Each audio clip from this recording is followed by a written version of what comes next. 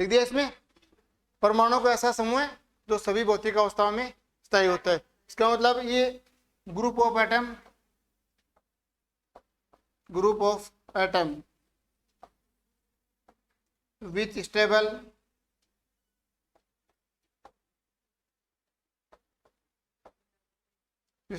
in all physical states।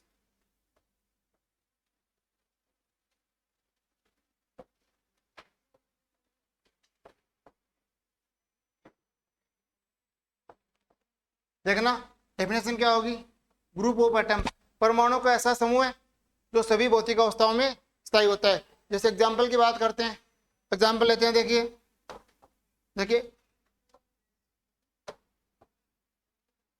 जैसे H2 है, H2O, ठीक है। H2O सॉलिड में भी होता है, H2O लिक्विड में भी होता है, और H2O किस में होता है, H2O वेपर में भी होता है, गैस में भी होता है, वेपर स्टेट में भी होता है। तो सभी के अंदर क्या होता है, स्थायी होता है। कलर नहीं दिख रहा क्या?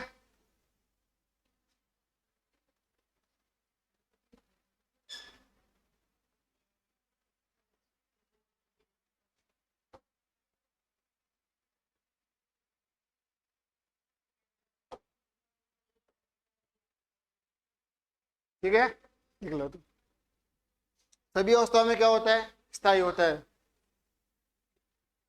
सभी अवस्थाओं में स्थायी होता है। अब देखना यौगिक की बात करते हैं। देखो इन दोनों में समानता क्या है, यौगिक में इसमें दोनों में समानता क्या होती है। यहाँ देखिए ये भी ग्रुप ऑफ एटम होता है, ग्रुप ऑफ एटम होता है which are stable in specific state, किसी विशेष अवस्था में स्थायी होता है। लिखो तो group of atoms which are stable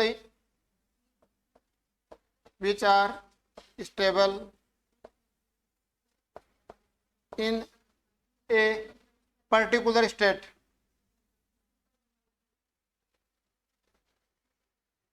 in a particular state,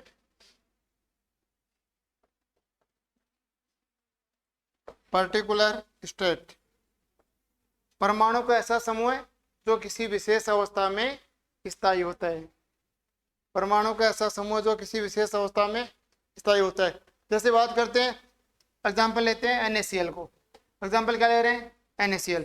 ये देखना ये जो NaCl होता है वो किसमें स्टेबल होता है, केवल सॉलिड में होता है। केवल किसमें होता है, सॉलिड में होता है। और जैसे एग्जाम्पल लेते हैं Na2CO3 या NaHCO3, सोडियम बाई कार्बोनेट, क्या बोलते हैं इसको, मीठा सोडा। ये किसमें स्टेबल होता है, सॉलिड में होता है।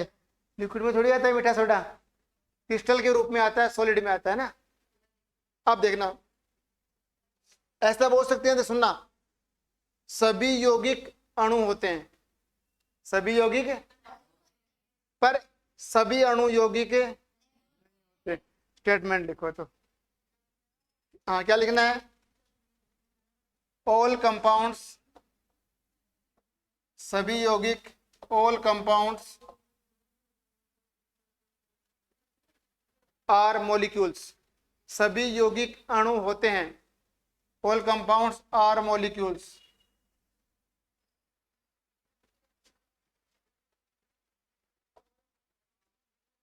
All compounds are molecules.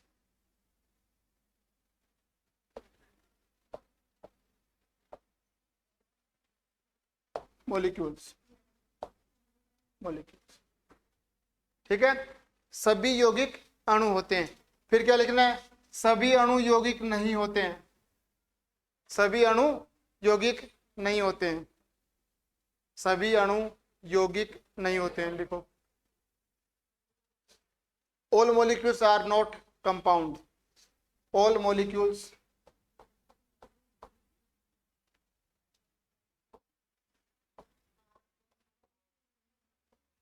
molecules are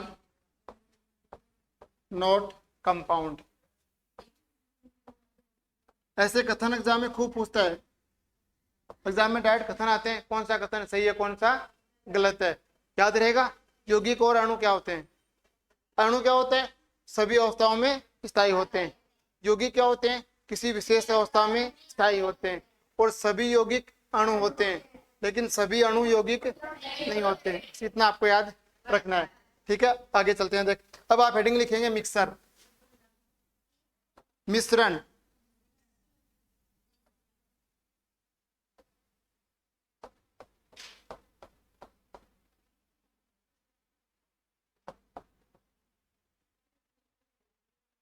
मिश्रण क्या होता है? मिश्रण किसे कहते हैं? परमाणु का ऐसा समूह है जो किसी भी अनुपात में मिला हो। उसका कोई फॉर्मूला नहीं होता है, लेकिन ना परमाणु का समूह है जिसका फॉर्मूला सूत्र नहीं होता है। परमाणु का समूह है, परमाणु का समूह है, समूह जिसमें सूत्र नहीं होता है, फॉर्मूला नहीं होता है। या सब हो सकते हैं परमाणु या अणुओं का समूह है जिनका फॉर्मूला नहीं होता है, उनको क्या बोलते हैं? मिश्रण। जैसे आप घर पे चाय बनाते हैं, चाय का कोई फॉर्मूला होता है? नहीं होता है। आप घर पे शिकंजी बनाते हो, कोई फिक्स थोड़ी है कि इसका ये फॉर्मूला है कि चीनी इतनी डालनी है, फिक्स नाप के थोड़ी डालते हो, अंदाज से डालते हो ना, उसको मिश्रण बोलते हैं। जिनका फिक्स फॉर्मूला नहीं होता वो क्या कहलाता है? मिश्रण कहलाता है। ये जो मिश्रण है वो सोलेबिलिटी के आधार पर दो प्रकार का होता है, ठीक ना? मिश्रण विलेयता के आधार पर दो प्रकार का होता है। मिश्रण विलेयता के आधार पर दो प्रकार का होता है। विलेयता के आधार पर दो प्रकार का होता है।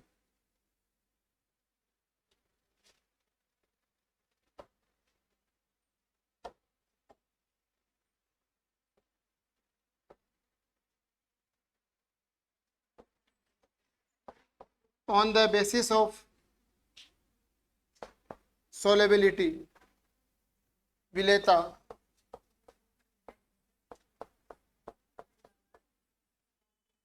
ये दो प्रकार का होता है। एक तो होता है इसमें होमोजीनियस मिक्सर,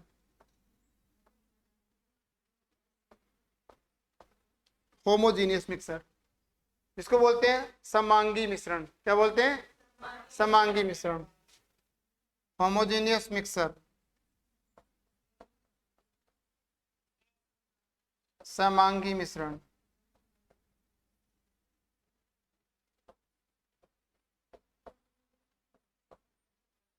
और दूसरा होता है विसमांगी मिश्रण, हेट्रोजीनियस मिक्सर, हेट्रोजीनियस मिक्सर।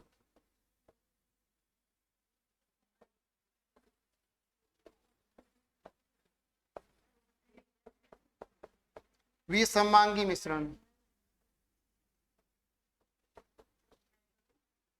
विसमांगी मिश्रण, विसमांगी मिश्रण।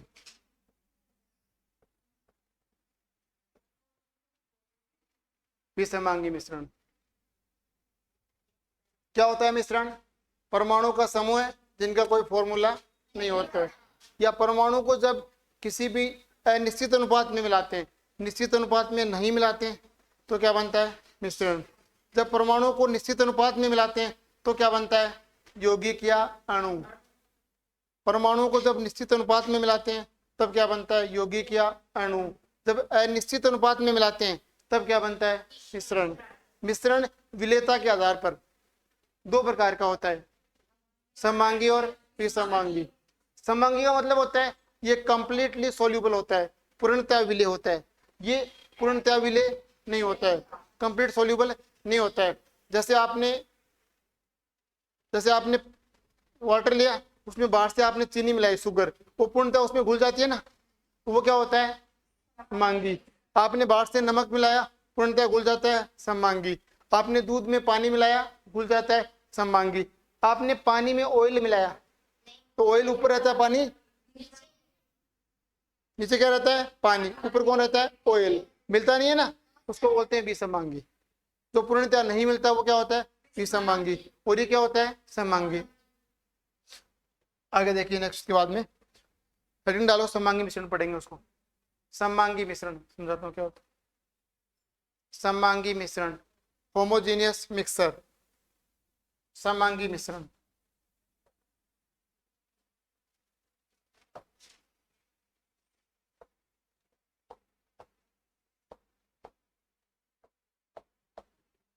होमोजीनियस मिक्सर,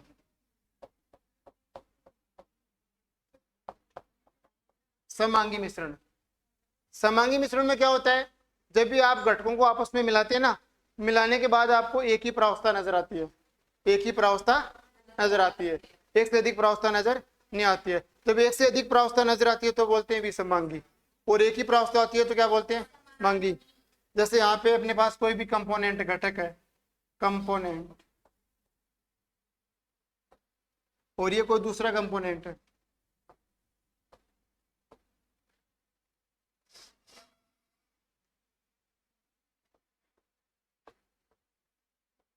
ये दूसरा कंपोनेंट है। जैसे एक घटक अपने पास में ये है, ठीक है, और एक घटक क्या है, ये।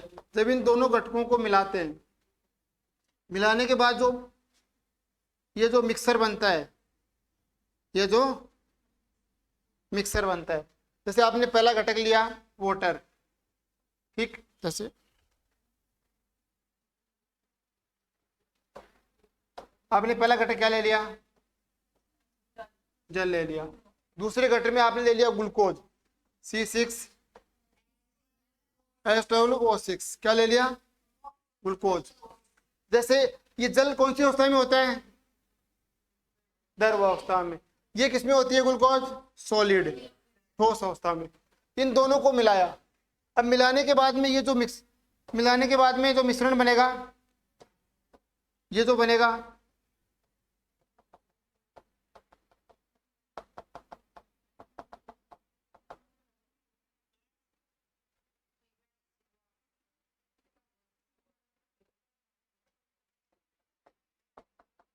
देखना, ये तो मिश्रण बनेगा ना, ये इसमें ना आप ये नहीं पहचान सकते कि ये वाटर का मॉलिक्यूल है या ग्लूकोज का मॉलिक्यूल है, पहचान नहीं सकते। आपको देखने पे केवल एक सिंगल फेज नजर आती है, एक ही प्रावस्था नजर आती है।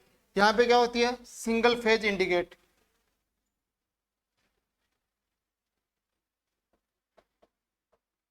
सिंगल फेज,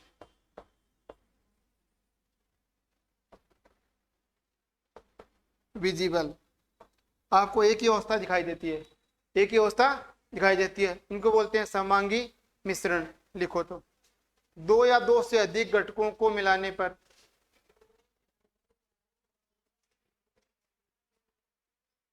अधिक घटकों को मिलाने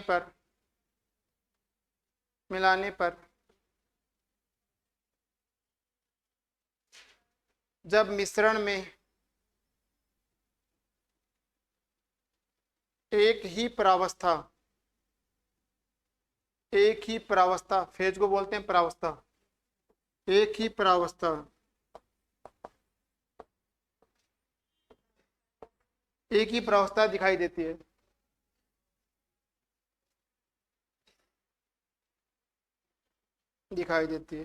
सममांगी मिश्रण कहलाता है, सममांगी मिश्रण कहलाता है। क्या बोलते हैं इसको, सममांगी मिश्रण। जब भी आप घटकों को मिलाते हैं ना, मिलाने के बाद उस बीकर के अंदर आप उन दोनों घटकों को पहचान नहीं सकते हैं कि कौन सा घटक कहाँ प्रारंभ हो रहा है, कौन सा कहाँ पे है। उसको बोलते हैं सिंगल फेज, एक ही प्रावस्था। अब सुनना, ये जो सममांगी मिश्रण होता है, इसी को विलयन कहा जाता है। क्या कहा जाता है, तो हेडिंग लिखो, विलयन, विलयन, विलयन। क्या बोलते हैं इसको, अब देखो आपने हेडिंग लिखा है सॉल्यूशन, सॉल्यूशन विलयन,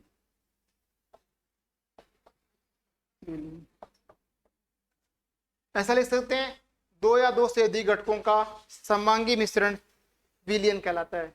दो या दो से अधिक घटकों का सममांगी मिश्रण, दो या दो से अधिक घटकों का सममांगी मिश्रण, सममांगी मिश्रण विलयन कहलाता है।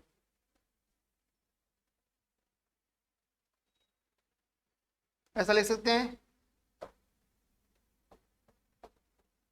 It is homogeneous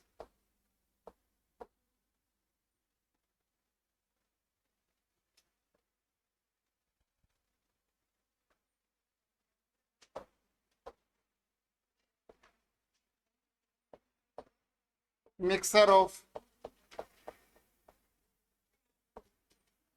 it is homogeneous mixture of two or more than two components, two or more than two components,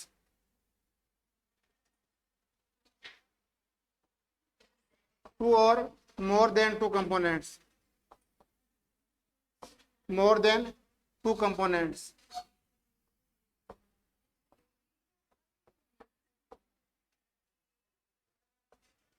दो या दो से अधिक घटकों का समांगी मिश्रण।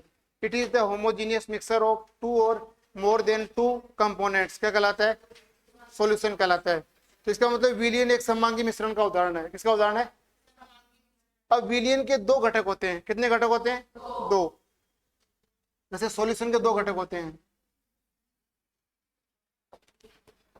इसका जो पहला घटक होता है उसको बोलते हैं सॉल्यूट। क्या बोलते हैं? सॉल्यूट, विलेय। क्या होता है? विलेय। और सेकंड घटक क्या होता है? सॉल्वेंट, विलायक। सॉल्वेंट,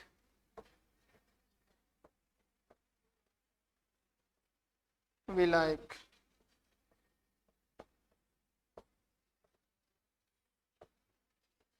विलायक। विलयन के दो घटक होते हैं, कौन कौन से? विलेय और विलायक। विलेय किसे कहते हैं? जिसको घोलते हैं। विलायक किसको कहते हैं? जिसमें घोलते हैं। जल में घोलते हैं तो विलायक, जिसको घोलते हैं उसको क्या बोलते हैं? विलेय। और जिसमें घोलते हैं उसे विलायक। ये परिभाषा हमेशा के लिए सही नहीं है। हमेशा के लिए क्यों नहीं है? सुनना, इधर समझना इसको। यहां देखो, जैसे आपने 10 ml क्या लिया? एल्कोहल। समझना इसको, 10 ml क्या लिया? एल्कोहल। और आपने 90 ml क्या ले लिया? पानी। क्या ले लिया? वाटर या H2O ले लिया, 90 ml। और दोनों को मिला के पी लेते। जब स्टार्टिंग में सीखते हैं ना, जब अल्कोहल पीना सीखते हैं ना लोग, तब ऐसे करते हैं, इसको थोड़ा सा मिलाते हैं, इसको ज्यादा मिलाते हैं। अब कुछ दिन हो जाते हैं ना, उसके बाद इधर क्या हो जाएगा? जैसे ये हो गया 40 ml, कितना हो गया? एल्कोहल। और ये किधर हो गया? ये कितना हो गया? 60 ml। पानी धीरे धीरे कम होता जा रहा है। पानी धीरे धीरे क्या हो रहा है? कम हो रहा है। कुछ समय बाद में 50-50, आधा आधा करते हैं, आधा पानी मिलाते हैं, आधा एल्कोहल मिलाते हैं। क्या बता रहे हैं? वो आएगा लास्ट में सवाल यार, टेंशन मत कर। 50 ml, जैसे इसमें क्या है? वाटर है, ठीक है। मान लेते हैं अब दोनों बराबर हो गए ना, इसको बोलते हैं आइसोटोनिक सॉल्यूशन। क्या बोलते हैं? आइसोटोनिक। आइसोटोनिक विलयन बोलते हैं, संप्रासरी विलयन। ठीक है, आगे पढ़ेंगे इसको। अब देखना, अगर ये कितना हो गया? अब मान लेते हैं ये 70 ml हो गया, लेस मान लेते हैं, ये 80 ml ले लिया, ठीक है। 80 ml क्या लिया? एल्कोहल। साथ में 20 ml क्या लिया? वाटर लिया ना। अब देखो, काम की बात सुनना इधर। पहले आप क्या कर रहे थे? पानी में अल्कोहल मिला रहे थे। अब क्या कर रहे हो? अल्कोहल में पानी मिला रहे हो, ठीक है। इसका मतलब विलेय विलायक तो चेंज हो गए। कौन सा विलेय कौन सा विलायक नहीं पहचान पा रहे हैं ना, तो इसका बढ़िया तरीका होता है, विलयन में जो घटक कम मात्रा में होता है, जिसकी मात्रा कम होती है, वो विलेय होता है हमेशा। और अधिक वाला क्या होता है? विलायक। याद रहेगा, कम मात्रा में क्या होगा? विलेय। अधिक में क्या होगा? अब देखो इधर देखना, पहले एग्जाम्पल की बात करते हैं। पहले में बताओ, विलेय कौन है? विलेय अल्कोहल, जो कम मात्रा में होता है वो होता है। विलायक कौन है? जल। दूसरी इस एग्जाम्पल में बताओ, विलायक कौन? जो ज्यादा मात्रा में होता है वो विलायक होता है। और कम मात्रा में होता है वो विलय होता है। तो विलय कौन है यहाँ पे? जल। और विलय कौन? तो ये किस पे निर्भर कर रहा है? मात्रा पे। अब सुनो, ऐसा बोल सकते हैं विलयन का वह घटक जो कम मात्रा में होता है, बोल सकते हैं ना, कम मात्रा में होता है। और इसको क्या बोल सकते हैं? विलयन का वह घटक जो अधिक मात्रा में होता है। लिखो तो, विलयन का वह घटक जो कम मात्रा में होता है, ये लेस अमाउंट में होता है।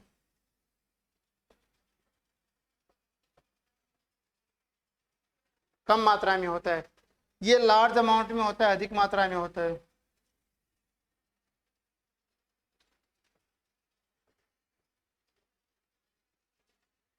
लार्ज अमाउंट में होता है, अधिक मात्रा में होता है, अधिक मात्रा में होता है। याद रहेगा? विलय विलायक पहचान लोगे? मात्रा देख के पहचान लोगे ना आराम से।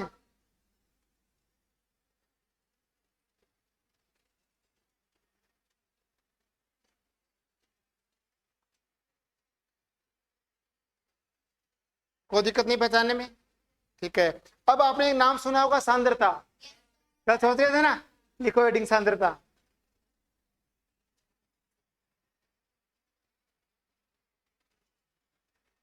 अब सुना इधर क्या होती है सांद्रता? निश्चित विलायक में, निश्चित विलायक में भूली हुई विलय की मात्रा, निश्चित विलायक में भूली हुई विलय की मात्रा सांद्रता कहलाती है। सुन लो इधर, amount of solute dissolve in fix solvent. निश्चित विलायक में भूली हुई विलय की मात्रा सांद्रता कहलाती है। निश्चित विलायक में, निश्चित विलायक में भूली हुई विलय की मात्रा, विलय की मात्रा सांद्रता कहलाती है।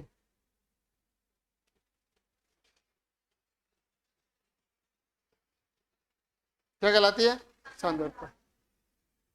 ठीक है, इसका मतलब ये विलयन में विलय की मात्रा होती है। विलयन में कितना अधिक विलय उतना अधिक सांद्रता, उतना अधिक है। अब देखिए इधर समझिए, यहां सुनिए, देखो यहां सुनना। अपना एग्जाम्पल कहाँ गया रे? वो अल्कोहल वाला कहाँ गायब हो गया? ये रहा, सुनो। अब देखना, ये इसमें क्या है?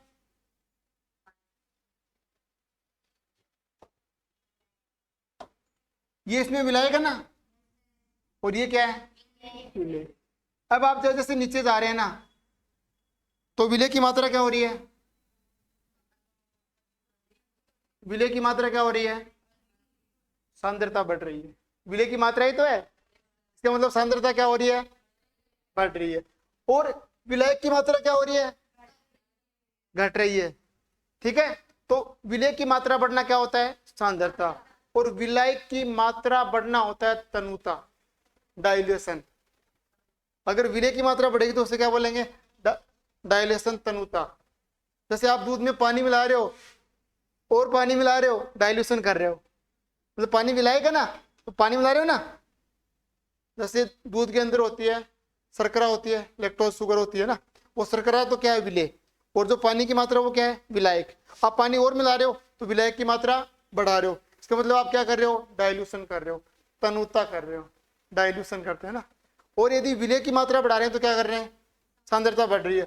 जैसे आपने 1 लीटर जल लिया, गिलास में 1 लीटर जल ले लिया, उसमें 1 चम्मच चीनी की डाल दी, विलय की मात्रा बढ़ रही है। 1 चम्मच और डाल दी, ऐसे एक और डाल रहे हो ना, इसका मतलब आप सांद्रता बढ़ा रहे हो। मतलब फिक्स है विलयन, तो उसमें विलय की मात्रा लगातार बढ़ रही है। तो विलय की मात्रा बढ़ने पे सांद्रता बढ़ती है। ठीक है, जैसे आपको मैंने 1 गिलास दिया, उसमें 1 चम्मच चीनी डाल दी, 1 गिलास दिया उसमें मैंने 5 चम्मच चीनी डाल दी, ज्यादा सांद्र कौन सा होगा? 5 वाला। ठीक है ना, विलय की मात्रा क्या होती है? सांद्रता होती है। इतना आपको ध्यान रखना है इसके बारे में।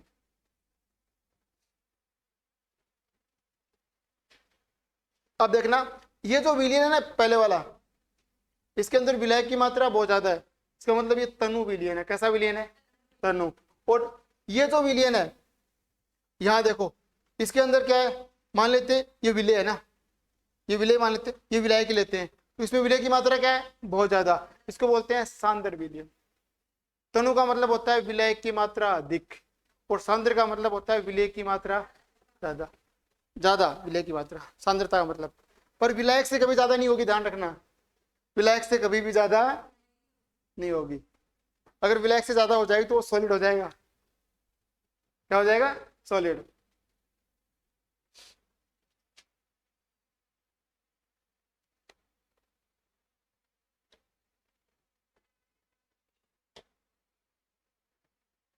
क्या लिखा आपने लास्ट?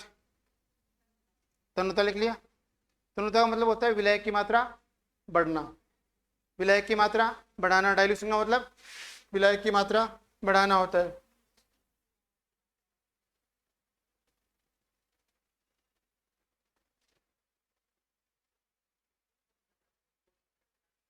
हाँ, इन्हें क्या बोलते हैं? तनुता बोलते हैं, विलायक की मात्रा बढ़ना।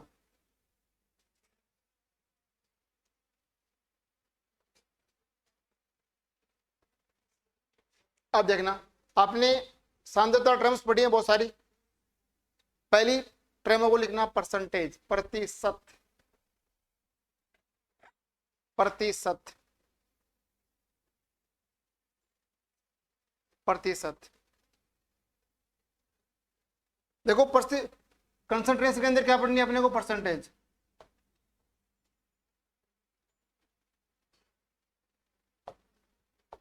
यहां अपने को पढ़नी है परसेंटेज कंसंट्रेशन टर्म के अंदर।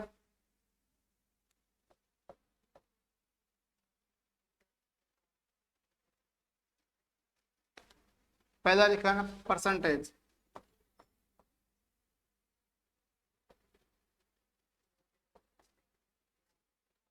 परसेंटेज, प्रतिशत। इसमें पहली होती है भार प्रतिशत। क्या होती है? भार प्रतिशत। पहला हेडिंग लिखो मास परसेंटेज।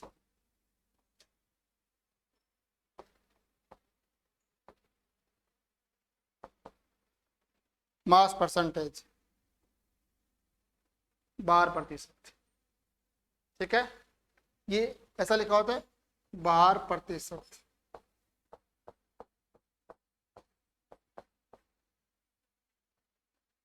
भार प्रतिशत। या आपको ऐसा मिल सकता है भार भार प्रतिशत भी लिखा मिल सकता है, W/W प्रतिशत। W/W प्रतिशत। ठीक है, प्रतिशत का मतलब है कि टोटल कितना है 100। परसेंटेज कितने में से निकालते हो? 100 में से। अगर 100 में से किसी के 10 नंबर आते हैं तो 10%, 100 में से 50 नंबर आते हैं तो 50%, 100 में से 80 नंबर आते हैं तो 80%। 100 में से कितना, इसका मतलब क्या होता है? प्रतिशत। ठीक है, अब जैसे इसका W/W का मतलब क्या है सुनना, परसेंटेज में पहले लेते हैं। सांद्रता क्या होती है? विलेय का भार। किसमें? विलायक में कितना है। तो पहले क्या लिखेंगे? विलेय का भार। विलेय का भार ग्राम में लेना है अपने को हमेशा। किसमें लेना है? ग्राम में। फिर क्या लिखना है? विलियन का भार। किसका भार? विलियन का भार। और गुणा में 100, ये होता है percentage. Mass of solute, mass of solution, गुणा में 100, ये होता है भार प्रतिशत। एग्जाम्पल के थ्रू समझ लेंगे। ठीक है, ये लिखो भार प्रतिशत क्या होता है, भार परसेंटेज। समझाओ परसेंटेज कैसे निकालते हैं।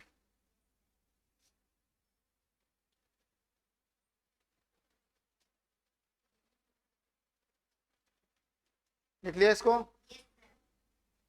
चले आगे, रुको तो आगे चलते हैं। देखो अब एक एग्जांपल लेते हैं। देखो जैसे ये लिखा हुआ है 10% W/W CaCO3, CaCO3। इसका मतलब ये जो CaCO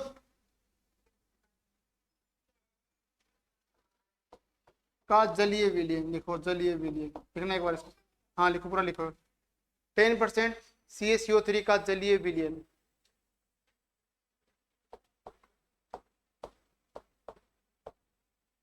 विलयन, इसका अर्थ क्या होता है अपने को समझना है। मीनिंग क्या होता है?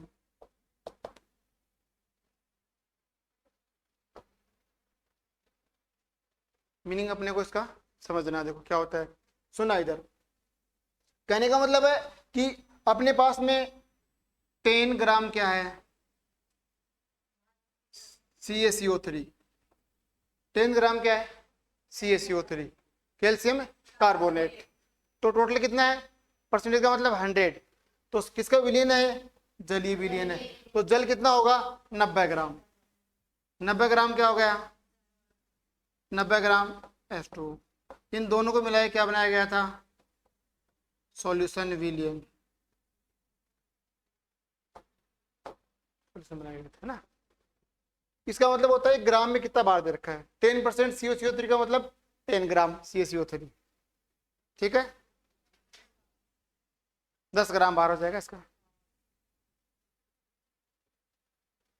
परसेंटेज में कुछ भी दे रखा हो उसको कितना मानना है, 100। ठीक है, हाँ दे रहा हूँ, अभी दे रहा हूँ, क्वेश्चन भी देंगे, जल्दी मत कर, क्वेश्चंस भी देंगे।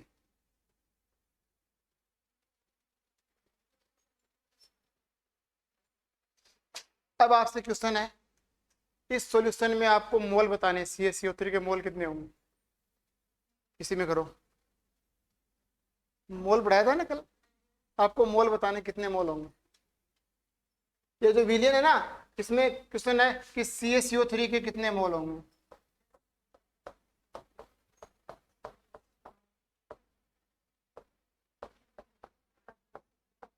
कितने मोल होंगे, आपको मोल बताना है, मोल कितने होंगे।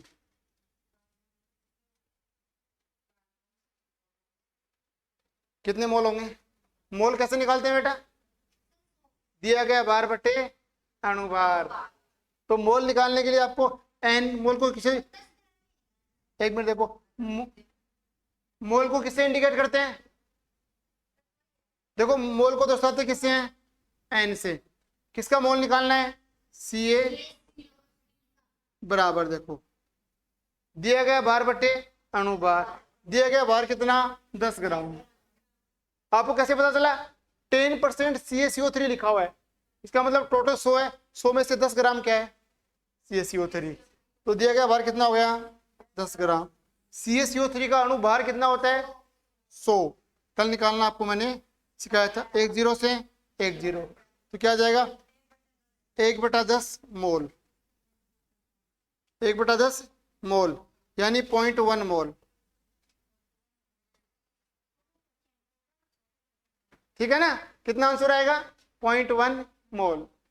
लिख लो इसको, 0.1 मोल।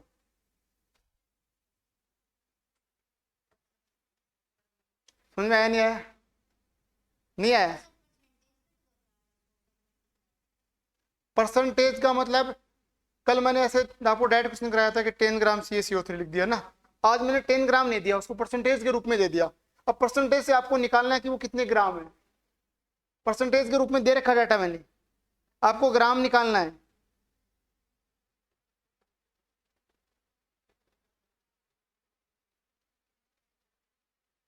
चलो एक क्वेश्चन और करके बताओ, क्वेश्चन लिखो।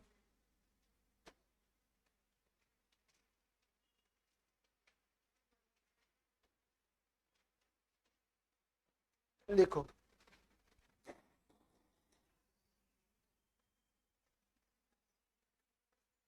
क्वेश्चन लिखना।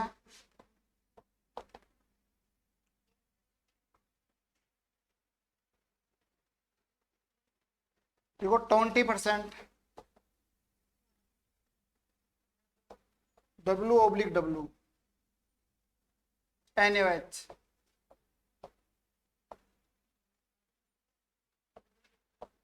डिजोल्व इन वाटर, जल में घोला गया है, dissolve in water. Find out the, find out the mole of NaOH। NaOH के मोल ज्ञात कीजिए। मोल बेटा ग्राम में नहीं आता कभी, मोल निकालना है, ढंग से निकाल, सोल्व करो क्वेश्चन को।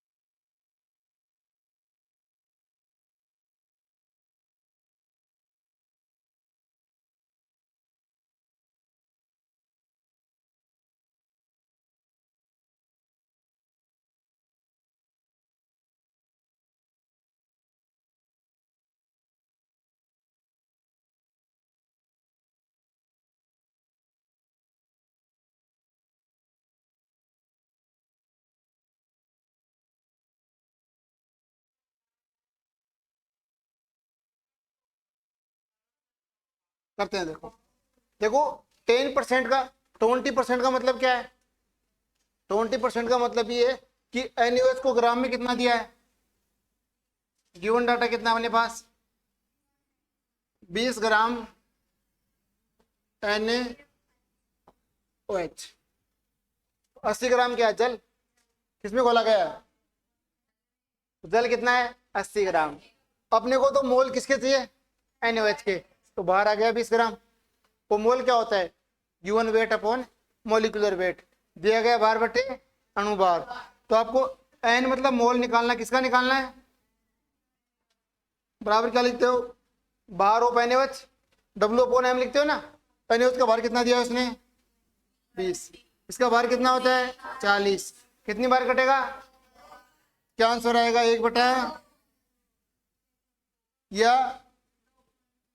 मोल बोल देते सीधा ही, या फिर 0.5 मोल। 1/2 तो बेटा आधा ही तो होता है। लिखो। अरे इसको देख, इतना नहीं आता तेरे को। जैसे 1 में 2 का भाग देना है, किसका भाग देना है? भाग नहीं जा रहा ने, पहले क्या लगाते हैं? फिर 10। कितनी बार गया?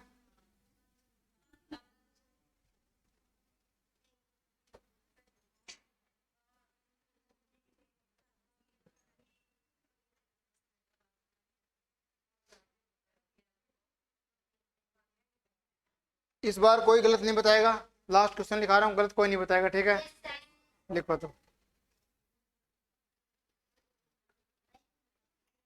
देखो 49 ग्राम H2SO4। 49 ग्राम H2SO4।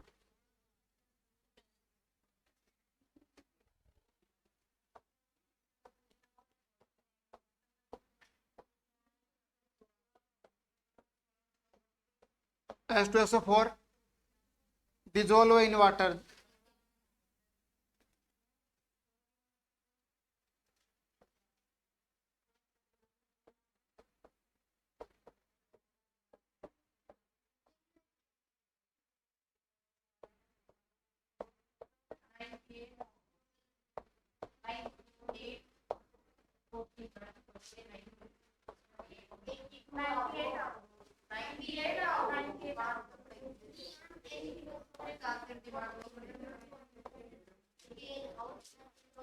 आप ना आराम से निकालो, टेंशन मत लो। सब अपना अपना निकालो, बताना। सबको अपना अपना सोल्व करना है। ये क्वेश्चन एग्जाम में ऐसे भी आ सकता है। ये क्वेश्चन 2 टाइप से पूछ सकता है। देखो, या तो सीधा लिखिए 49 ग्राम H2SO4 को जल में घोला गया है, तो मोल कितने होंगे? या ये लिखिए 49% W/W H2SO4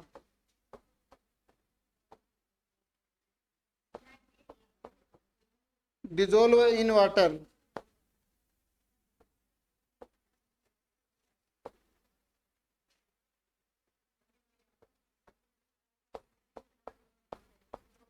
to form solution।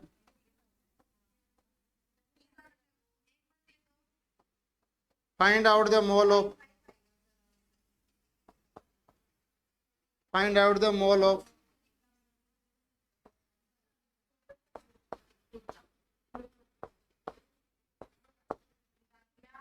एक ही बात है ना। इस परसेंटेज का मतलब भी ये ग्राम ही है, ठीक है? W/W का मतलब है ये किसका भार है? विले का। ये किसका भार है? यहाँ पे विलियन का, टोटल विलियन का। देखो मैंने आपको फॉर्मूला नहीं दिखाया था क्या?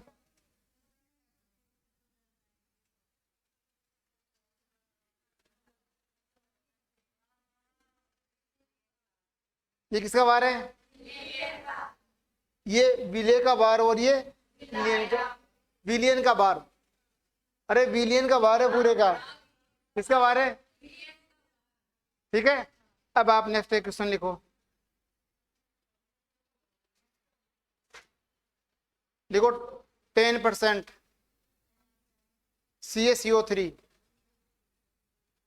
CaCO3 को जल में घोलकर 10% CaCO3, W ओब्लिक डब्ल्यू लिख लो उसमें, क्या लिखना बेटा, W oblique W, 10% W oblique W CaCO3 जल में घोलकर विलीन बनाया जाता है, तो विलायक की मात्रा होगी, विलायक की मात्रा होगी। क्वेश्चन फिर से लिखूं और लिख देता हूं, क्वेश्चन लिख देता हूं मैं, देखो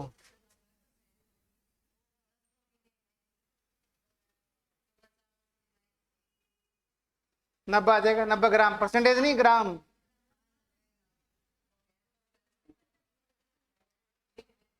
ठीक है ना, ये क्वेश्चन हो गया क्या। देखो इसमें आपको क्या निकालना था, मोल ऑफ H2SO4 दिया गया, भार कितना है,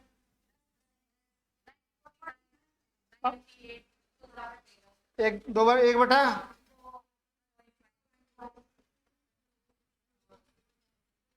ये तो हो गया ना क्वेश्चन।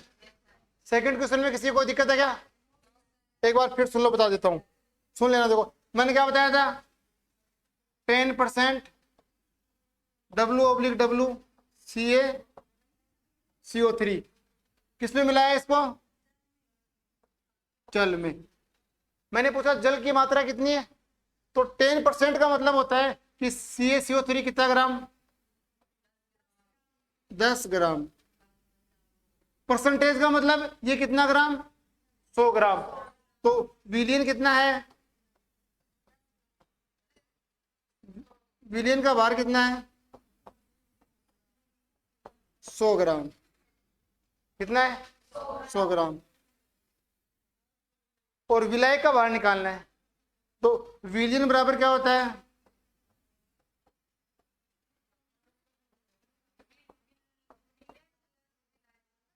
विलेय प्लस विलायक। विलियन कितने ग्राम, 100, विलेय कितने ग्राम, ये आपको फाइंड आउट करना है ना। ठीक है, परसेंटेज का मतलब है कि ये जो नीचे लिखा हो ओब्लिक वाले 100 है, ये आपको ध्यान रखना है, मतलब विलियन का भार है, विलायक का भार नहीं है। ठीक है, आगे चले इसके बाद,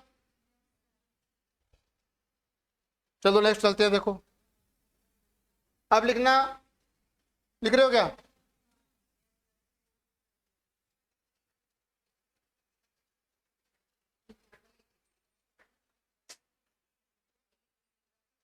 अब आपको परसेंटेज में कोई दिक्कत नहीं है ना,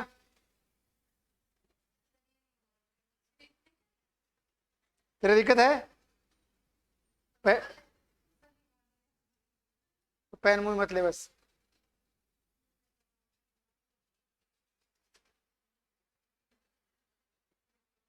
यहां तो कोई डाउट नहीं है ना, ठीक है।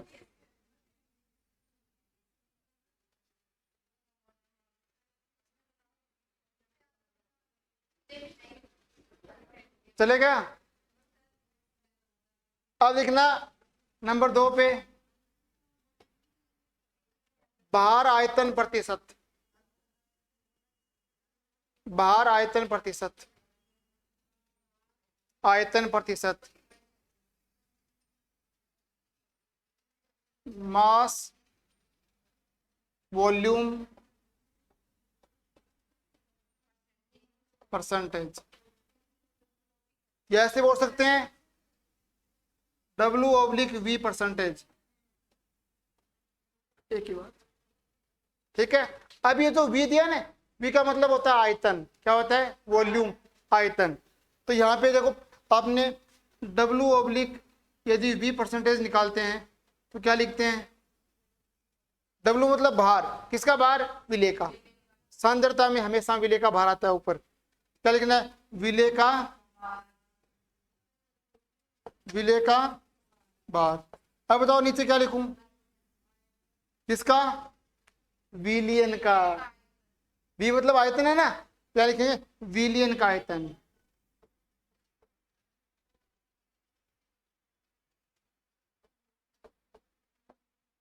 विलियन का आयतन। और गुणा में 100, ये होता है परसेंटेज।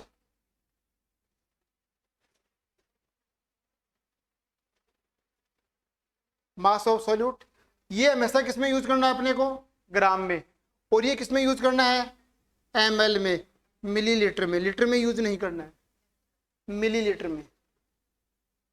मिली, 1 लीटर में कितने मिलीलीटर होते हैं, 1000। 1 किलोग्राम में कितने ग्राम होते हैं, 1000। ये आपको ध्यान रखना है। ये जो 1 kg होता है ये 1000 ग्राम के बराबर होता है। या जो 1 लीटर होता है वो 1000 ml के बराबर होता है। ये डाटा आपको ध्यान रखना है।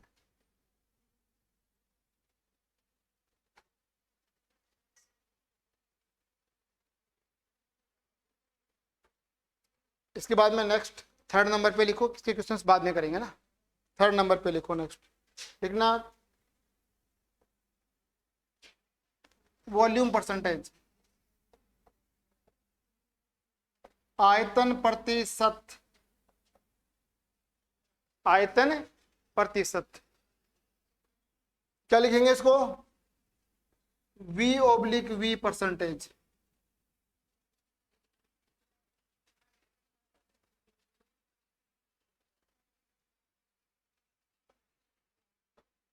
परसेंटेज मतलब यहाँ पे आपको विले का भी क्या लेना है, आयतन, विलीन का भी क्या लेना है, आयतन। क्या लिखोगे, V/V परसेंटेज बराबर विले का आयतन बटे विलियन का आयतन गुणा 100। विले का आयतन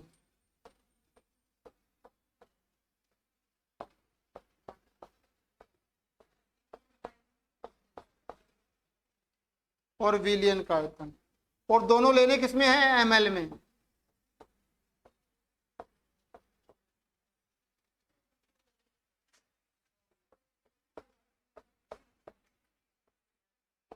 गुणा में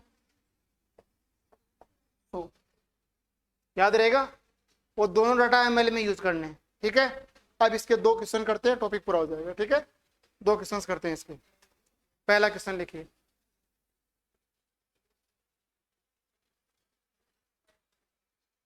पहला क्वेश्चन लिखते हैं, देखिए यहां लिख देते हैं क्वेश्चन, देखो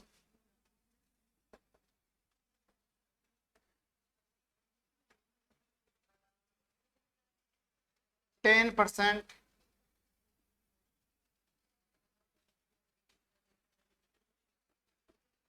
W/V CaCO3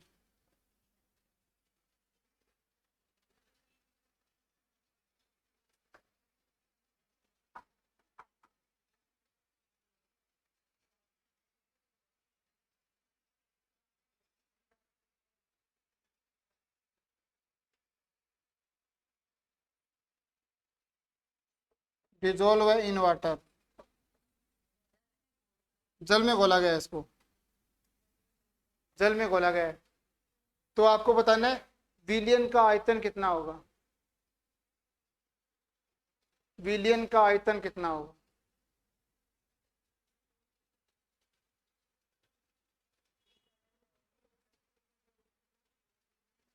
विलियन का आयतन कितना होगा,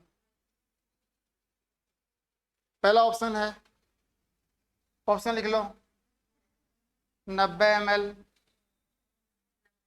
दूसरा है 10 ml, तीसरा ऑप्शन है, और लिख ले बेटा अभी, 100 ml, चौथा ऑप्शन है इनमें से कोई नहीं, नन ऑफ दीज।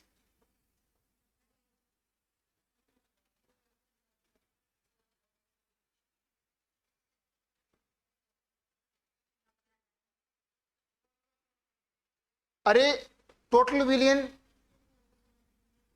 देख, इधर नीचे देख, मैंने कितना बताया, 10%। इसका मतलब 10% तो क्या है, CaCO3। जल कितना है 90 ml। मैंने पूछा विलियन का इतने कितना होगा 100। 90 + 10 100 गए ना, तो कितना होगा इसका answer 100।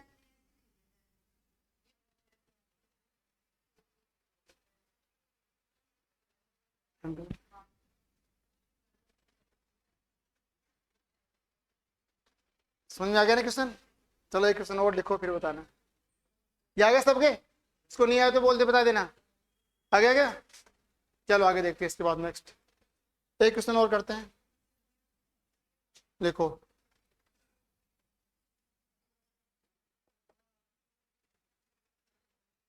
20 ml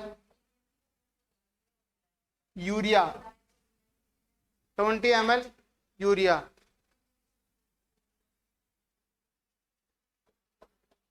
dissolve in water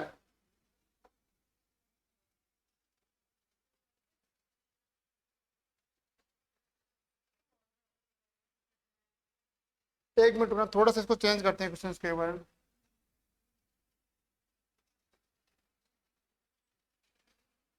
%20 V/V urea dissolve है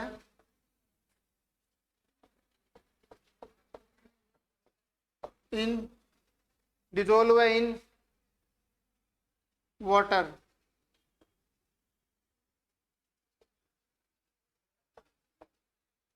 to form solution.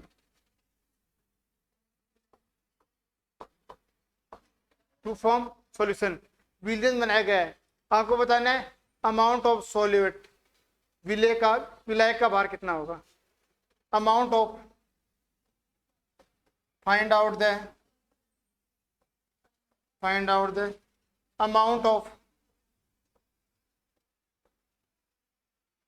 Amount of solvent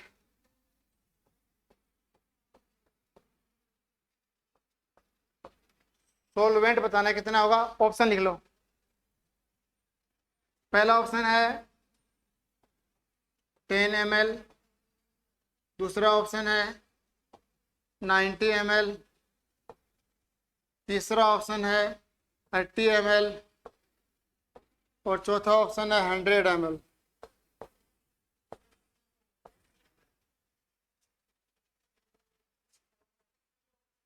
क्या आएगा? 80 ml आएगा ना? सबका 80 आ रहा है क्या? देखो यहाँ पे देखना 20 ml क्या है यूरिया, तो 90 ml क्या हो गया जल। टोटल कितना मिलियन है 100 ml। परसेंटेज का मतलब टोटल कितना है 100, तो क्या आ जाएगा 80 ml। कितना आएगा 80 ml और टोटल कितना है 100 ml। करेंगे रिकॉर्डिंग चल के साथ। 80 ml क्या है जल है।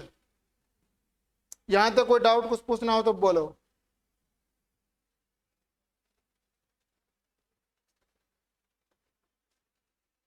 यहां तक कुछ पूछना हो तो बताओ।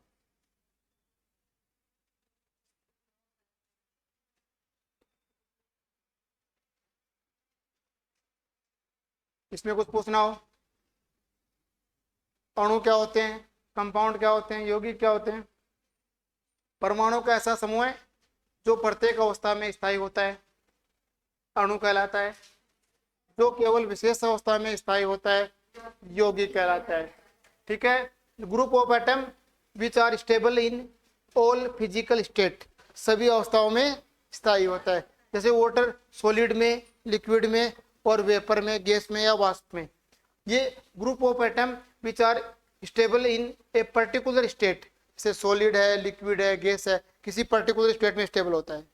ठीक है। जैसे NaCl है, NaCl सॉलिड में है ना तो स्टेबल है। इसका मतलब ये सॉलिड स्टेट के अंदर कंपाउंड भी है और मॉलिक्यूल भी है। स्टेबल तो है ना किसी स्टेट में, तो कंपाउंड भी है। ठीक है। ये CaCO3 सॉलिड के अंदर क्या है, मॉलिक्यूल भी है और कंपाउंड भी है।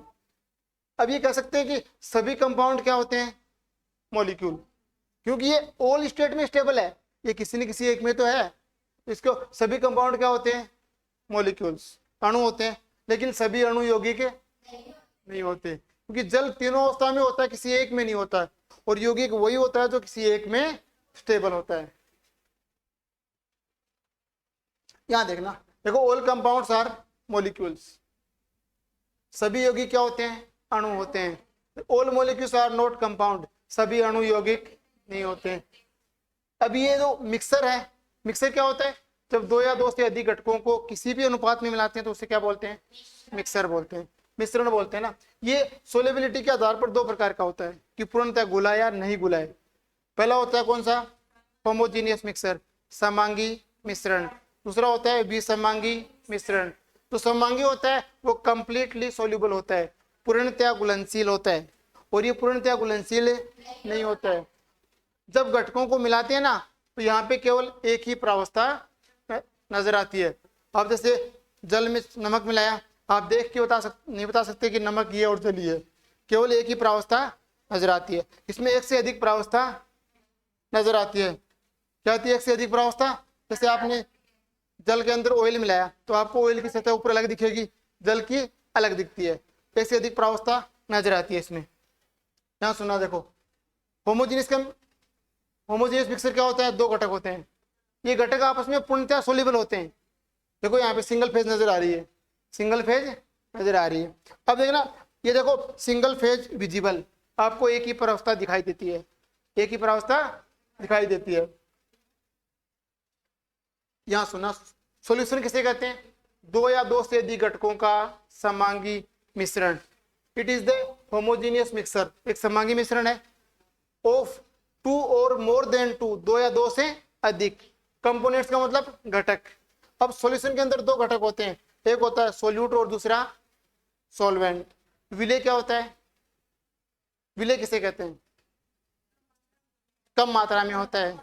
विलयन का वह घटक जो कम मात्रा में होता है, और विलयन का वह घटक जो अधिक मात्रा में होता है। ठीक है, तो अब इस एग्जांपल में देखिए बताएं, ऊपर वाले एग्जांपल में विलय कौन सा है? एल्कोहल, कम मात्रा वाला नहीं। और विलाय कौन सा है? 90 ml। इसको देख के बताएं विलय कौन सा है? H2O। कम मात्रा वाला क्या है? विलय। अधिक मात्रा वाला क्या है? याद हो गया? कम मात्रा में होता है वो क्या होता है? और अधिक मात्रा वाला है। और विलायक में विलय की मात्रा सांद्रता कहलाती है। विलायक में विलय की मात्रा, विलायक में विलय की मात्रा जितनी ज्यादा होगी सांद्रता उतनी ही अधिक होगी। उतनी क्या होगी? अधिक होगी। अब देखना, कुछ टर्म पढ़ी थी परसेंटेज। परसेंटेज का मतलब होता है आपके पास जो टोटल है वो कितना है? 100। टोटल कितना है? 100। अब परसेंटेज सांद्रता को दर्शाती है, इसको दर्शाती है कंसंट्रेशन टर्म्स को। मतलब टोटल आपके पास विलयन कितना है? 100। उस 100 में से विलय कितना है ये बात कौन बताती है? परसेंटेज। मतलब टोटल 100 है तो जितना अमाउंट दे रखा है, जैसे विलय का भार बटे विलयन का भार गुणा 100, मतलब पूरे विलयन में विलय का भार कितना है? परसेंटेज ये बताता है कि ये विलयन कितना है? 100। अगर मैं इसको 100 मान लूं, क्या मान लूं? 100 से 100 कैंसिल, क्या गया? विलय का भार, विलय का 10 ग्राम। परसेंटेज का मतलब होता है, इसका मतलब ये है कि टोटल 100 है। टोटल कितना है? 100। तो मैं इसको टोटल को 100 मान लूं, 100 से 100 कैंसिल, उसे लिखा हुआ 10%। इसका मतलब 10 ग्राम क्या है? विलय का भार। वो क्या विलय का भार है? वो 10 ग्राम। यहां देखिए ये लिखा हुआ, देखो 10% W/W कैल्शियम कार्बोनेट का जलीय विलयन है। आपको पूछता है कि कार्बोनेट के कितने मोल होंगे, पहले आपको इसके भार निकालना आना चाहिए। मोल कैसे निकालते हैं? भार के रूप में, कणों की संख्या के रूप में और आयतन के रूप में। सिखाता है ना? भार के रूप में कैसे निकालते हैं? दिया गया भार बटे अणुभार। कणों की संख्या के रूप में कणों की संख्या बटे अवगाद्रो संख्या। आयतन के रूप में आयतन लीटर में 22.4 से भाग देते हैं। पढ़ा था ना कल? अब अपने आप परसेंटेज दे रखा है तो परसेंटेज डायरेक्ट यूज नहीं कर सकते, आपको परसेंटेज से बाहर निकालना आना चाहिए। अब परसेंटेज से बाहर कैसे निकालते हैं? ये तो दे रखा है 10, इसका मतलब इसकी मात्रा कितनी है? 10 ग्राम। कितनी है? 10 ग्राम। टोटल कितना है? 100। तो विलाय कितना बचेगा? 90 ग्राम। बस ये तो बताना चाह रहे हैं। यहाँ देखना 20% WOW को जल में घोला गया है, मोल पूछ रहा है NaOH के, क्या मतलब ये बाहर मान लें 20 ग्राम, बस 20/40 निकल गया सीधा सा, भारी तो मानना है। यहाँ देखिए अब ये 49 ग्राम H2SO4 को जल में घोला गया है, इसका मतलब इसका भार कितना है 49 ग्राम से दे दिया। अब ये क्वेश्चन ऐसे पूछ सकता है 49% W/W, यहाँ परसेंटेज आने पे कंफ्यूज होने की जरूरत नहीं है, परसेंटेज का जो साथ में जो डाटा दे रखा है वो सीधा विलेय का भार है, ठीक है। ऐसे लिखिए या ऐसे लिखिए की बात है क्वेश्चन। इसका मतलब भी क्या है 49 ग्राम 49 ग्राम, तो दिया गया भार बटे अणुभार। अणुभार आपको मैंने कल निकालना खूब सिखाया था, परसों की क्लास में सीख लिया था, ठीक है। यहाँ तक आगे सुनो, तो वो सेम क्वेश्चन क्या है, विलेय का भार कैसे निकालते हैं। देखो ये 10 ग्राम है, टोटल कितना 100, तो विलायक 90, ठीक है।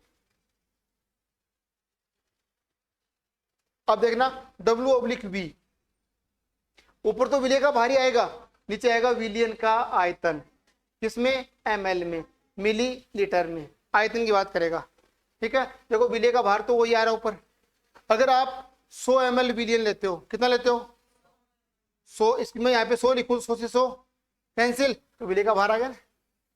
कहने का मतलब टोटल विलियन कितना है 100 ml, उस 100 में से तो टोटल 100 है ना, उस 100 में से देखना 100 में से 10 ग्राम क्या है कैल्शियम कार्बोनेट, टोटल कितना है 100 ग्राम, 100 ml, 100 ml में से 10 ग्राम क्या है कैल्शियम कार्बोनेट।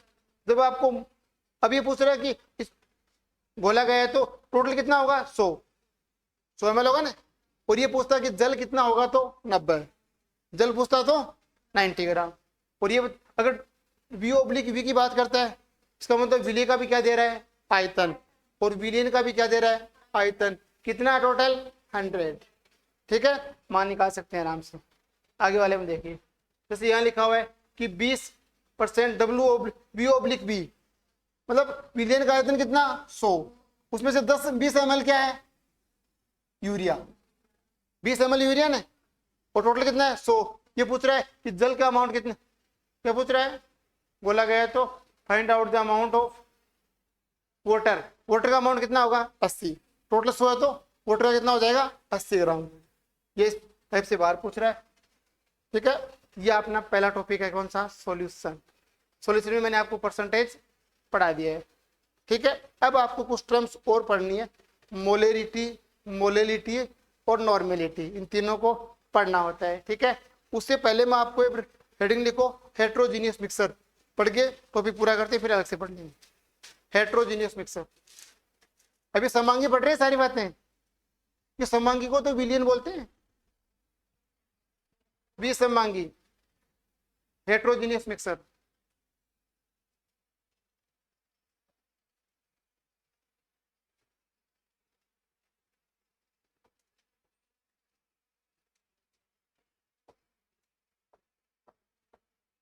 हेट्रोजीनियस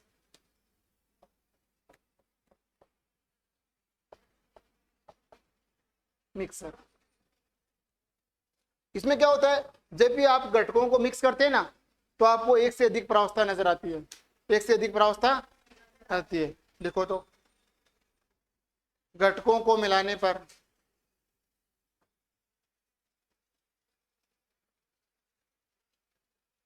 बने मिश्रण में, घटक मिलाएंगे तो मिश्रण ही बनेगा,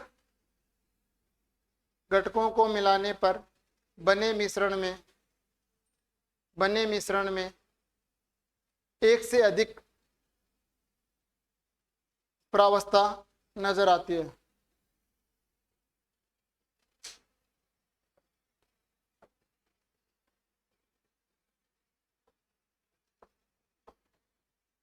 after dissolving more than one phase indicate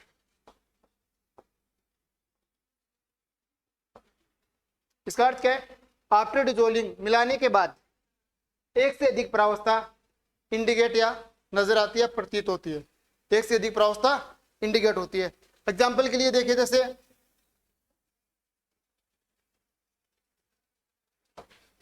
यहाँ देखिए, से आपने एक बीकर लिया, इस बीकर के अंदर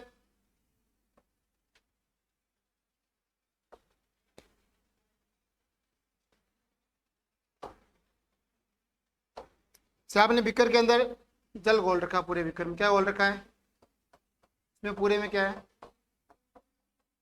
इस बीकर के अंदर अपने पास क्या ले रखा है, H2O ले रखा है। एक अपने पास जैसे एक बीकर ये है, देखो ये दूसरा बीकर है, इस बीकर के अंदर आपने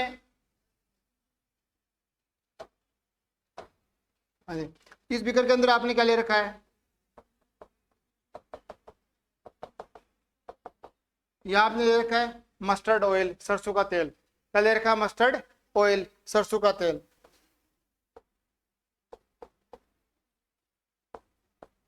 मस्टर्ड ऑयल ले रखा है। अब जब इन दोनों को आपस में मिलाते हैं, आपस में क्या करते हैं,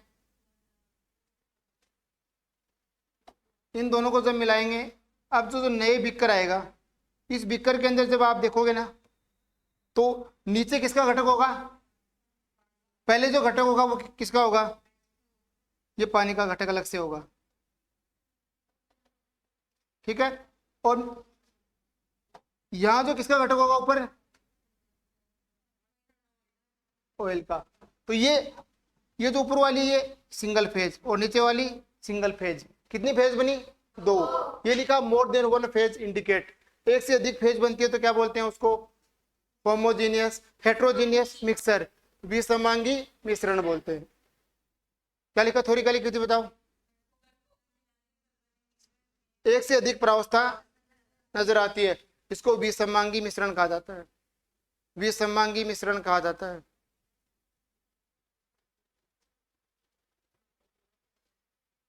एग्जाम्पल में क्या लिखोगे, जल व तेल का मिश्रण, जल व तेल का मिश्रण।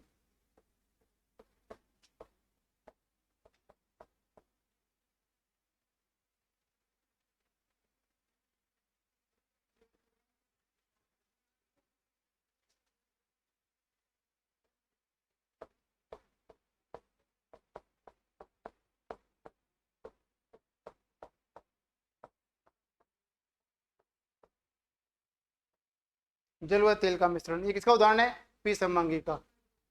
सिंपल सी बात याद रखनी है, जब दो घटकों को मिलाते हैं, मिलाने के बाद जो मिश्रण बनता है, उस मिश्रण में यदि आप दोनों घटकों को अलग अलग देख के पहचान सकते हैं तो क्या होगा, विसमांगी। जैसे ऊपर वाली लेयर किसकी होती है, जैसे ऑयल की, और नीचे वाली किसकी होती है, जल की।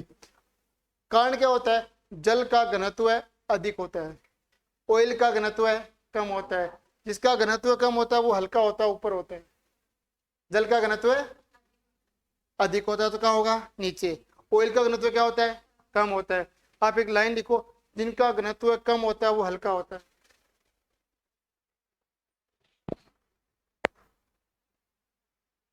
घनत्व कम होता है वो क्या होता है, हल्का होता है, लाइटर होता है।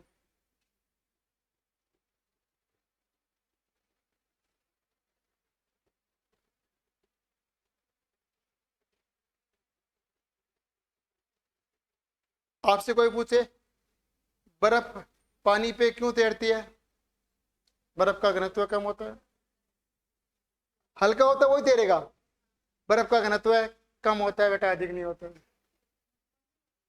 बर्फ का घनत्व क्या होता है, जैसे लकड़ी पानी पे तैर रही है, इसका मतलब लकड़ी का घनत्व कम होता है।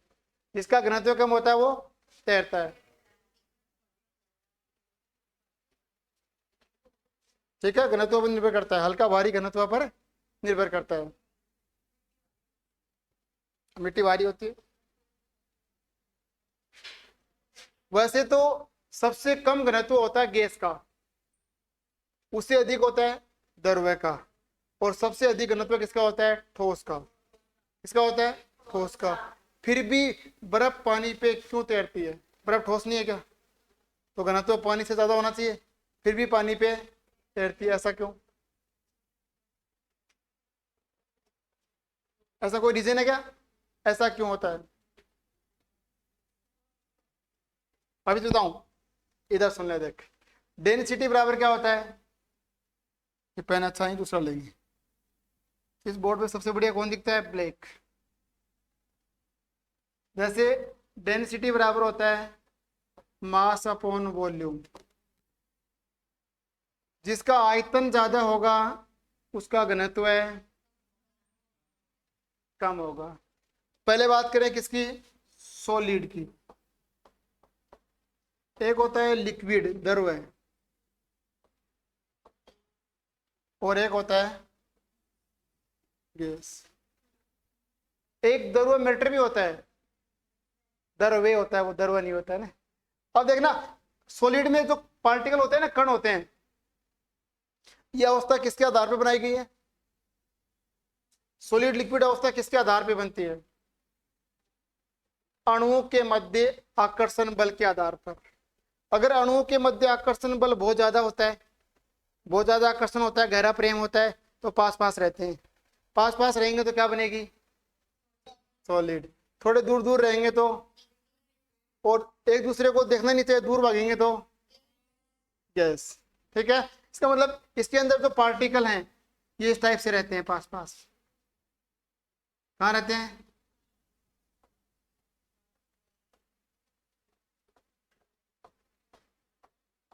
कहाँ रहते हैं, पास पास रहते हैं।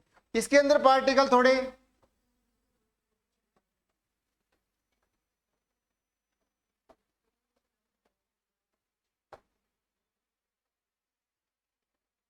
दूर दूर रहते हैं।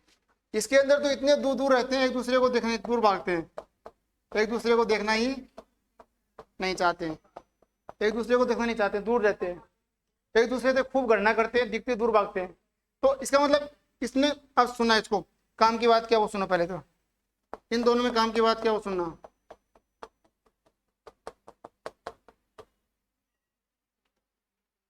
सुना इधर, ये इसने कितना स्थान घेरा, ठीक, इसने कितना स्थान घेरा और इसने कितना स्थान घेरा, ठीक है। वस्तु जो भी स्थान घेरती है उसे क्या बोलते हैं, आयतन। क्या बोलते हैं उसे, आयतन बोलते हैं। तो जिसने स्थान कम घेरा उसका आयतन कम, तो घनत्व ज्यादा। आयतन कम होगा तो घनत्व क्या होगा, तो सबसे अधिक घनत्व किसका होगा, और सबसे कम घनत्व किसका होता है, गैस का। क्योंकि गैस आयतन ज्यादा है, V का मान ज्यादा है तो घनत्व है कम, रिसिप्रोकल होते हैं ना दूसरे के। तो सबसे अधिक घनत्व किसका, सॉलिड का, उससे कम किसका, और सबसे कम किसका। तो गैस सबसे हल्की होती है, प्रकृति में गैसें क्या होती है, इसलिए गैसें हमेशा वायुमंडल में ऊपर उठती रहती है। ये बात समझ में आ गई। सबसे अधिक घनत्व किसका है, ठोस का।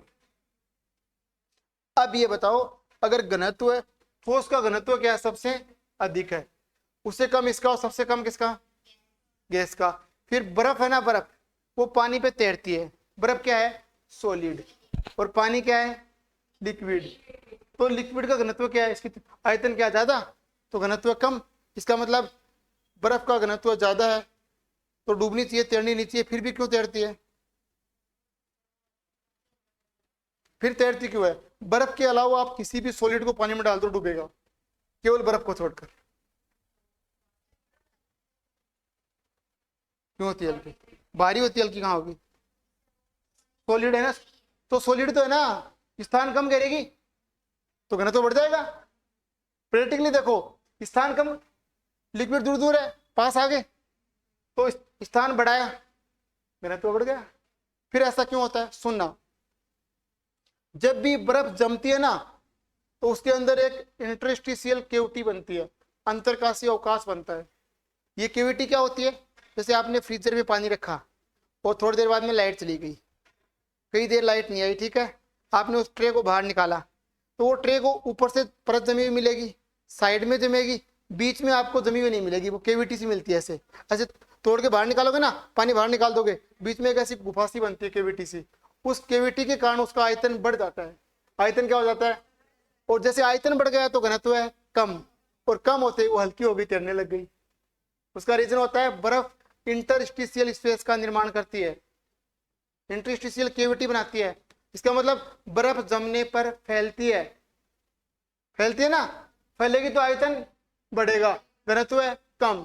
तो ध्यान रखना, बर्फ जमने पर फैलती है, सिकुड़ती नहीं है, फैलती है। वो हालांकि लिक्विड से सॉलिड में जा रही है, फिर भी अपने आयतन को बढ़ा रही है, फिर भी आयतन को बढ़ा रही है। तो लिखो बर्फ जमने पर फैलती है। इसके नीचे लिखा ना, आइस मेल्टिंग के दौरान क्या होती है, फ्रीजिंग के दौरान फैलती है, बर्फ जमने पर फैलती है, अर्थात आयतन को बढ़ाती है, अर्थात आयतन को बढ़ाती है।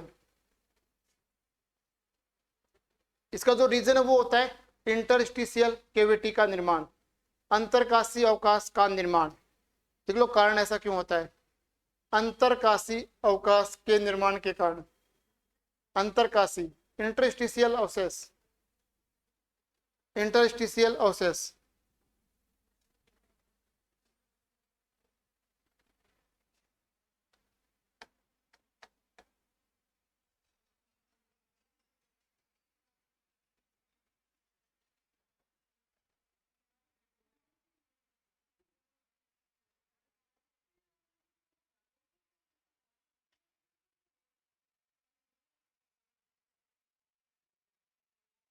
अंतरकाशीय अवशेष ऐसा होता है, इंटरस्टिशियल स्पेस के कारण होता है। एक कैविटी बनाती है, उस कैविटी के कारण क्या होता है, वॉल्यूम बढ़ जाता है, और बढ़ने से बर्फ का सबसे अधिक घनत्व है किस तापमान पे होता है, 4 डिग्री सेंटीग्रेड। लिखो 4 डिग्री सेंटीग्रेड बर्फ का सर्वाधिक घनत्व है।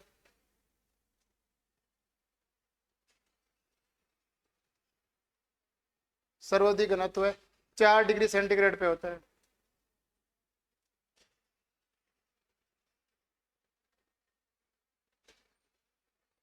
चार डिग्री सेंटीग्रेड पे होते हैं।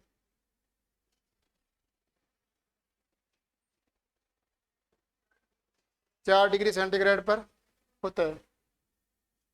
यहाँ पे एक अच्छा सा क्वेश्चन आता है, वो लिखो।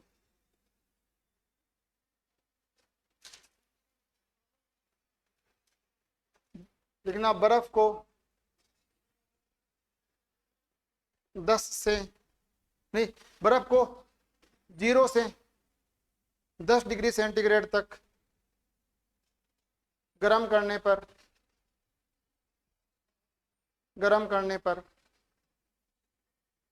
उसके आयतन में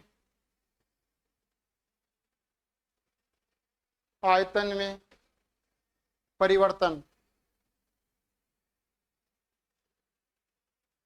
पहला ऑप्शन, ऑप्शन नंबर 1, आयतन बढ़ता है, आयतन बढ़ता है। ऑप्शन नंबर 2, आयतन घटता है।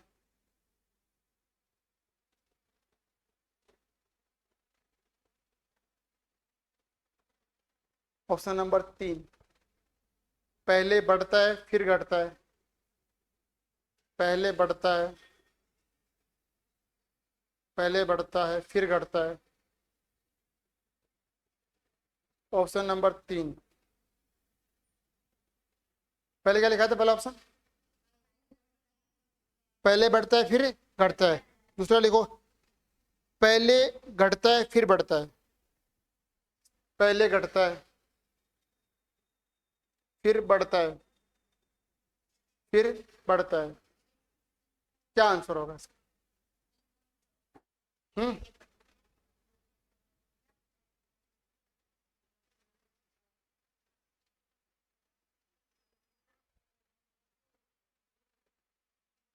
आयतन बढ़ेगा या घटेगा? आयतन घटेगा तो घनत्व है। अभी आयतन की बात कर रहा है, देखो सुनो इस क्वेश्चन को सोल्व कैसे करते हैं। पहले क्या बोला मैंने, आइस को क्या कर रहे हैं, आइस को कितने से, 0 से 10 डिग्री सेल्सियस। जब आप 0 से 4 डिग्री तक करोगे, कितने डिग्री तक, 4 डिग्री तक, 4 डिग्री पे घनत्व अधिकतम होता है। इसका मतलब आयतन मिनिमम होता है। इसका मतलब पहले आयतन क्या होगा, आयतन घटेगा, घनत्व अधिकतम होगा ना। फिर उसके जब 4 से आप 10 डिग्री पे जाओगे तो आयतन क्या होगा? तो क्या आंसर होगा इसका? पहले घटेगा फिर बढ़ेगा, पहले घटेगा फिर क्यों बढ़ा? देखो 4 डिग्री पे घनत्व अधिकतम है, इसका मतलब घनत्व क्या होता है? डी बराबर मास अपॉन वॉल्यूम। ये अधिकतम कब होगा? जब ये न्यूनतम होगा, जब ये, इसका मतलब इधर से पहले क्या होगा? घटेगा, फिर 4 डिग्री के बाद बढ़ना चालू हो जाएगा। क्या हो जाएगा? इसका आंसर होता है पहले घटता है फिर। ये क्वेश्चन एग्जाम में खूब पूछा, आपको ध्यान रखना है, ऐसा क्वेश्चन आपको ध्यान रखना है, ठीक है। कभी ऐसा नहीं कि बर्फ पानी पे तैरती है तो उसका घनत्व कम होता है इसलिए आयतन बढ़ रहा है, बढ़ता नहीं करना है ना, पहले घटता है फिर बढ़ता है। अगर ये क्वेश्चन ऐसे आए कि बर्फ को 10 से 0 डिग्री तक ठंडा किया जाता है, पानी को 10 से 0 डिग्री तक ठंडा किया जाता है, तो भी आंसर यही होगा। आंसर क्या होगा? क्यों होगा? देखो जब आप 10 से 0 पे आओगे ना तो इस पे घनत्व अधिकतम होगा, इसका मतलब आयतन घटेगा, घटेगा नहीं। देखो पहले आप कहाँ आओगे? 0 पे, इधर सुनना, देखो जब आप इधर से 0 पे आओगे ना तो यहाँ पे घनत्व अधिकतम होता है, तो आयतन लगातार घटेगा, आयतन लगातार घटेगा। फिर यहाँ पे अधिकतम हो गया ना, फिर आयतन क्या चालू हो जाएगा? बढ़ना चालू हो जाएगा। आयतन क्या हो जाएगा? बढ़ना। तो या तो 0 से 10 डिग्री गर्म करे या 10 से 0 ठंडा करे, आंसर एक ही होगा। आंसर क्या होगा? अगर आयतन के बारे में पूछ रहा है, अगर घनत्व के बारे में पूछ रहा है, उल्टा आंसर हो जाएगा, पहले बढ़ेगा फिर, क्योंकि ये दोनों एक दूसरे के रेसिप्रोकल होते हैं, विपरीत होते हैं। तो ये क्वेश्चन घनत्व के रूप में भी आ सकता है, घनत्व के रूप में भी। अगर ये घनत्व के रूप में आता तो क्या आंसर होता? पहले बढ़ा फिर, बस इतना ही फर्क है, बाकी सेम है, ठीक है। दोनों के रूप में क्वेश्चन पूछ सकता है। ये अपना एक टॉपिक है हेट्रोजीनियस मिक्सर, ये समांगी पढ़ चुके हैं ना इसके बारे में। बाकी नेक्स्ट क्लास के अंदर पढ़ेंगे आगे इसका।